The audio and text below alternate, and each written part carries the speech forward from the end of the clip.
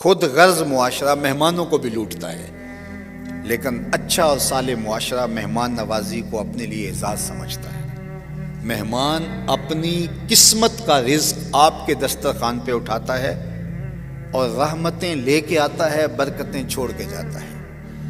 اور حضرت سیدنا شیخ عبد القادر الجیلانی علیہ رحمہ و رضوان فرماتے ہیں کہ آدھا فقر بھوکوں کو کھانا کھلانا اور ننگوں کو لباس پہنانا ہے۔ چلے، ریاستیں، عبادتیں، نمازیں، سجدے، حج، عمرے، یہ سارا آدھا ہے، اور آدھا فقر بھوکوں کو کھانا کھلانا اور برہنہ بدن لوگوں کو لباس دینا ہے۔ تو فقیروں کا یہ مزاج ہے، اور یہ حضور کے فقر کی علامت ہے کہ کوئی شخص مہمان نواز ہو۔ اٹ کھڑکے دکڑ وجے تتا ہوئے چلہ، آن فقیر کھا کھا جاون راضی ہوئے بلا۔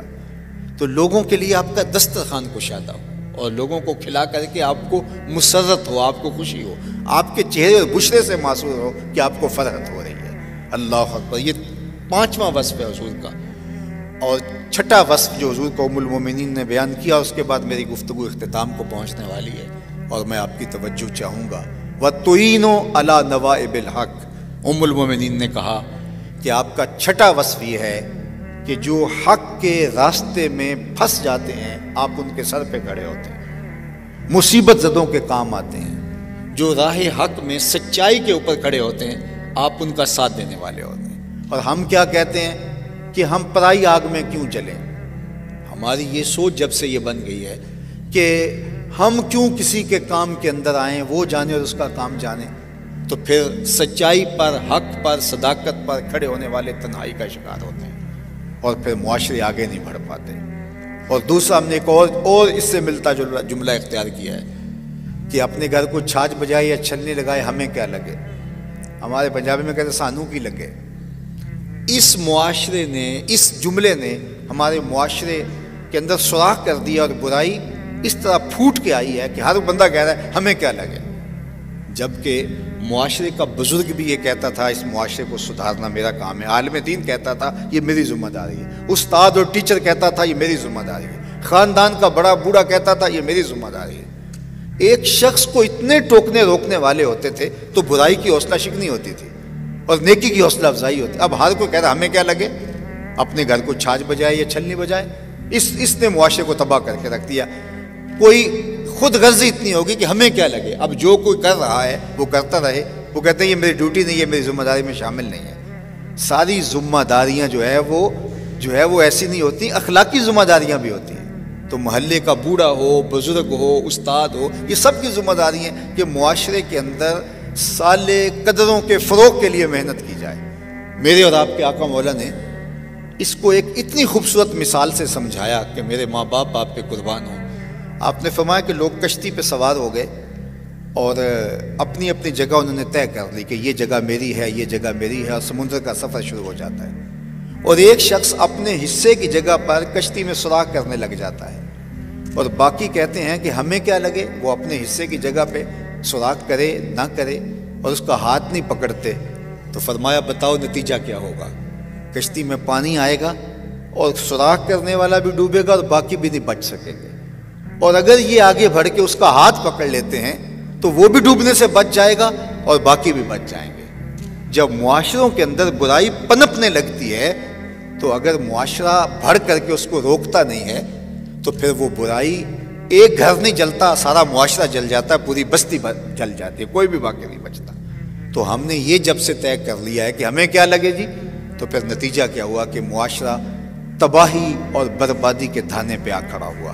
جبکہ ہم روزانہ نماز عشاء کے اندر جو صلاۃ الوتر پڑھتے ہیں اس میں ایک عہد کرتے ہیں، اور وہ کیا ہے، وَنَخْلَعُ وَنَتْرُكُ مَن يَفْجُرُ، یہ ہمارا عہد ہوتا ہے روزانہ۔ اس کا کیا مطلب ہے؟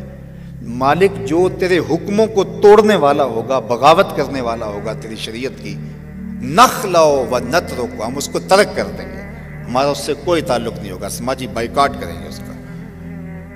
اب یہ ہم روز عہد کرتے ہیں، لیکن یہ عہد جس طرح مسجد میں نماز پڑھ کے وہاں ٹوپی پھینک کے آ جاتے ہیں، نماز بھی پھینک کے آ جاتے ہیں۔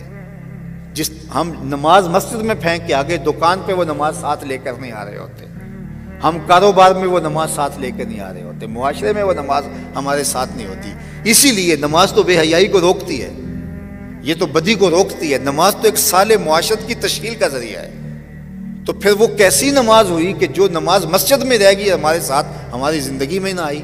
وہ کیسا حج ہے جو ہم منا میں ہی چھوڑ آئے، عرفات میں ہی چھوڑ آئے، مزدلفہ میں ہی چھوڑ آئے، وہ حج ساتھ نہیں لے کر آئے؟ تو پھر اس حج کا فائدہ کیا ہے؟ تو آج مجھے اور آپ دیکھنا ہے کہ کیا ہمارا دین صرف مسجد تک محدود تو نہیں ہو گیا، ہمارا حج عرفات تک محدود تو نہیں ہو گیا، اور ہمارا دین ہماری نوک زبان تک محدود تو نہیں ہو گیا کہ ہم زبان سے کہتے ہیں کہ مسلمان ہیں لیکن ہمارے رویوں سے نہیں گواہی دے رہے ہوتے کہ ہم مسلمان ہیں.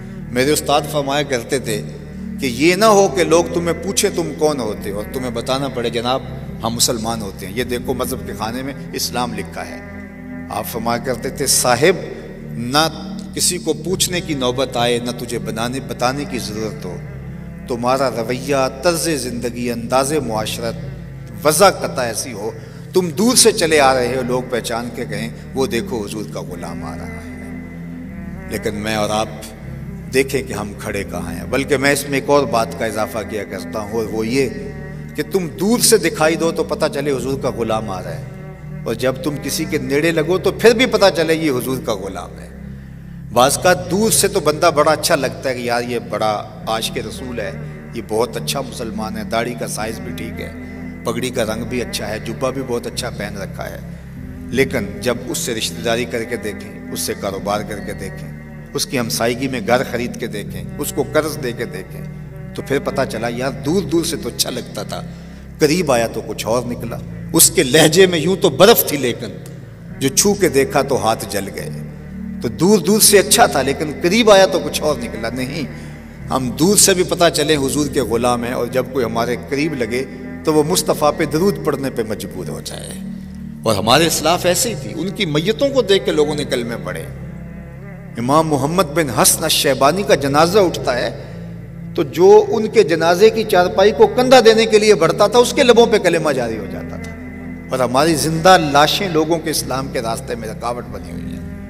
ابھی گزشتہ دن میں کہیں تھا تو میں نے کہا کہ یہاں بر صغیر پاک و ہند کے اندر پیغمبر نہیں آئے، صوفیاء آئے ہیں اور عرب تاجر آئے ہیں، اور انہوں نے بدل کے رکھ دیا اور اسلام دے دیا ہمیں.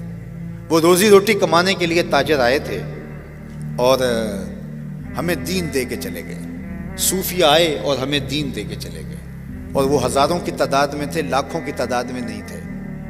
لیکن آج 22 کروڑ یہاں لوگ بستے ہیں، اور اس طرح بھارت کے اندر بھی اتنے ہی لوگ ہیں، اس سے زیادہ لوگ ہیں، بنگلہ دیش میں ہیں، افغانستان میں ہیں. تو یہ 60-70 کروڑ لوگ تو اس ریجن میں بستے ہیں، اور یہاں کوئی پیغمبر نہیں آیا. یہاں عرب تاجر آئے اور صوفیاء آئے، اور ان کے کردار کی وجہ سے لوگوں نے اسلام قبول کر لیا. یہ تو ایک حقیقت ہے جس کا کوئی انکار نہیں کر سکتا. لیکن میں دوسری دعوت فکر آپ کے سامنے رکھنا چاہتا ہوں. عرب سے چند 100 تاجر آئے، پورا علاقہ مسلمان ہو گیا. عرب سے 2-3 جو ہے وہ سمرقند، بخارے اور غزنی سے چند صوفی آئے، قبائل کے قبائل مسلمان ہو گئے. ایک وہ کردار تھا. اور ایک یہ کہ یورپ میں عرب سے لاکھوں تاجر گئے ہوئے ہیں روزی کمانے کے لیے. یہاں سے لاکھوں لوگ یورپ میں، امریکہ میں، باقی ممالک میں روزی روٹی کمانے کے لیے گئے ہیں. صوفیاء کی اولادیں، علماء کے بیٹے سب وہاں گئے. اب وہاں جب ہم جاتے ہیں تو وہاں ظاہر ہے کہ یہاں چند 100 آئے تاجر تو کروڑوں لوگ مسلمان ہو گئے. تو جہاں ہزاروں لاکھوں گئے ہوئے ہیں وہاں تو کوئی کافر رہنا نہیں چاہیے. لیکن جب کہیں جانا ہوتا ہے تو لوگ قریب آ کے پوچھتے ہیں کوئی حل بتاؤ ہماری اولادیں مسلمان رہ جائیں. ذرا دیکھیے کہ ہم لڑک کے کہاں آ گئے. تاجر وہ بھی تھے، وہ یہاں آئے تو کفر مٹا ڈالا، اور یہاں کے تاجر اب اس کفرستان میں گئے تو وہ فکر کر رہے ہیں کہ ہمارے اپنے بچے بچ جائیں اور ہماری اپنی اولادیں جو ہے وہ ان کے کفر سے بچ جائیں. تو پھر مطلب کیا ہوا کہ ہمارا ایمان وہ ایمان نہیں رہا، ہمارا دین وہ دین نہیں رہا، ہمارا نبی سے وہ تعلق نہیں رہا، صرف ہمارا زبانی تعلق رہ گیا. لیکن یہاں روحی تعلق درکار ہے، اندر کا تعلق درکار ہے. پھر نتیجہ جو ہے وہ پیدا ہوتا ہے. حضرت شاہ نقشبند بخاری علیہ رحمہ نے کہا جس شخص کی خاموشی فائدہ نہیں دیتی اس کی تقریر بھی فائدہ نہیں دیتی. مطلب کیا؟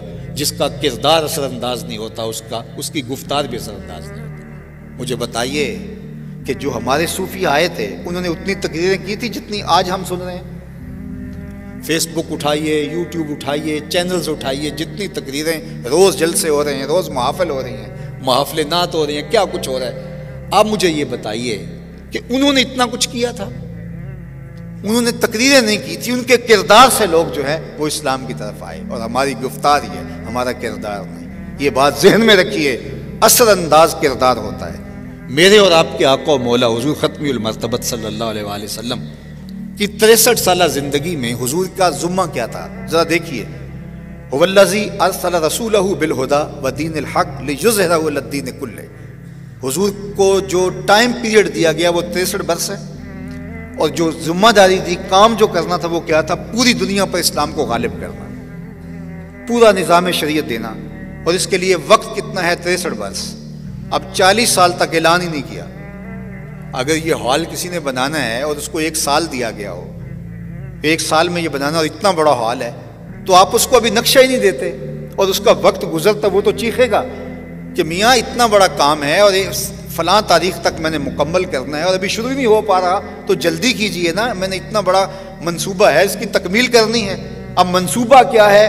لیظہرہ علی الدین کلہ، تمام ادیان پر دین اسلام کو غالب کرنا، اور ٹائم پیریڈ کیا ہے؟ 63 سال، اس میں بھی 40 سال گزر گئے۔ پھر اس کے بعد کہا چل اب کام شروع کیجئے، وَأَنذِرْ عَشِيرَتَكَ الْأَقْرَبِينَ، وہ بھی پہلے 3 سال کہا صرف جو قریب لوگ ہیں ان کو دعوت دیجئے، 3 سال کے بعد کہا پھر آپ دعوت عام دیجئے۔ اب کام اتنا بڑا ہے، اور جو ٹائم پیریڈ ہے وہ 23 برس ہیں، اور ان میں بھی 3 برس کہا کہ ابھی مخفی کام کرنا ہے۔ اللہ اکبر! اب ذرا غور کیجئے، اب اس پر تفکر کیجئے۔ لیکن جب ہم غور کرتے ہیں تو وہ یہ ہے کہ ان 23 سالوں کے کام کے اندر بھی حضور کے 40 سال کردار کا رنگ ہے، وہ 40 سالہ کردار ہی جو ہے اس کام کو اٹھاتا ہے۔ تو میرا اور آپ کا مسئلہ کیا ہے؟ پوری امت مسلمہ کا مسئلہ کیا ہے؟ ہمارا مسئلہ یہ ہے کہ ہمارے پاس گفتار رہ گئی ہے، ہمارے پاس کردار نہیں رہا۔ اقبال نے کہا تھا نا، وائز قوم کی وہ پختہ خیالی نہ رہی، برق طبعی نہ رہی، شعلہ مکالی نہ رہی، رہ گئی رسم آزاں، روح بلالی نہ رہی، فلسفہ رہ گیا، تلقین غزالی نہ رہی، مسجد مرثیہ خواہ ہیں کہ نمازی نہ رہے، یعنی صاحب اوصاف وہ حجازی نہ رہے۔ جب شکوے کی زبان اقبال نے کھولی تو لہجہ تھوڑا تلخ ہو گیا، لیکن جب جواب آیا تو سارا نشہ اتر گیا۔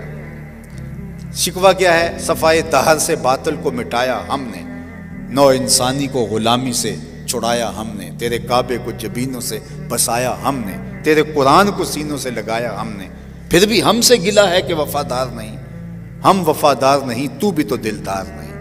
بہت سخت جملہ ہو گیا، لیکن اب اس کا جواب آئیے، صرف صیغہ بدلتا ہے، لفظ وہی ہے۔ اب جواب ادھر سے آ رہا ہے، صفائے دہر سے باطل کو مٹایا کس نے، نو انسانی کو غلامی سے چھڑایا کس نے، میرے کعبے کو جبینوں سے بسایا کس نے، میرے قرآن کو سینوں سے لگایا کس نے، تھے تو آبا وہ تمہارے ہی مگر تم کیا ہو، ہاتھ پہ ہاتھ درے منتظر فردا ہو، ہر کوئی مست مئے ذوق تن آسانی ہے، تم مسلمان ہو یہ انداز مسلمانی ہے، حیدری فقر ہے نئے دولت عثمانی ہے، تم کو اسلاف سے کیا نسبت روحانی ہے، وہ معزز تھے زمانے میں مسلمان ہو کر، تم خار ہوئے تارک قرآن ہو کر۔ تو آج ہمارا مسئلہ یہ ہے کہ ہم قرآن کو سر پہ اٹھاتے ہیں، چومتے ہیں، آنکھوں سے لگاتے ہیں، خوشبو لگاتے ہیں، غلاف میں لپیٹتے ہیں، لیکن قرآن جو ہے کیا بتا رہا ہے وہ ہم پڑھنے کے لیے تیار نہیں ہے، اور اگر بھی پڑھیں تو وہ بھی کتاب ثواب رہ گئی ہے۔ یہ صحیفہ جو زندگی بدلنے والا تھا، ہم اس طرف تو گئے ہی نہ۔